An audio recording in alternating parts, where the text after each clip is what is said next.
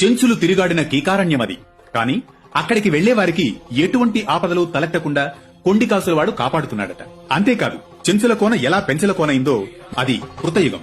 శ్రీ మహావిష్ణువు ప్రహ్లాదుని రక్షించేందుకు హిరణ్యకశ్యపుని సంహరించిన అనంతరం వెలిగొండల కీకారణ్యంలో గర్జిస్తూ ఆవేశంగా సంచరిస్తూ ఉంటాడు.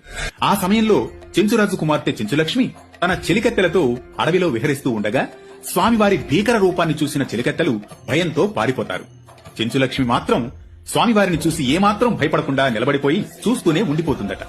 దీంతో ఆమె ధైర్య సాహసాలు అందచందాలకు ముగ్ధుడైన స్వామి చెంచురాజుకు కప్పం చెల్లించి ఆమెను వివాహం చేసుకుంటాడట. చెంచులక్ష్మిని పెనవేసుకుని శిలారూపంలో ఇక్కడ స్వయంభూగా వెలిసినట్లు పురాణ కథనం. దీంతో స్వామివారిని పెణిశిల లక్ష్మీ నరసింహస్వామివారిగా కొలుస్తున్నారు. ఇక్కడి మరో విశేషం ఏంటంటే, ఈ క్షేత్రం దట్టమైన కీకారణ్యంలో ఉన్నప్పటికీ నిరంతరం వచ్చే భక్తులకు ఇక్కడి క్రిమికీటకాల నుండి ఎటువంటి ఆపదలు తలెత్తవని, అందువల్లే ఈ స్వామిని కొండికాసులవాడని కూడా అంటారు. ఈ పెంచలకోన ఆలయం ఆంధ్రప్రదేశ్ రాష్ట్రంలోని నెల్లూరు నగరం నుంచి సుమారుగా 75 కిలోమీటర్ల దూరంలో దివ్యంగా విరాజిల్లుతోంది. ఈ క్షేత్రం నిత్యం భక్తుల రాకపోకలతో శోభాయమానంగా వెలుగొందుతోంది.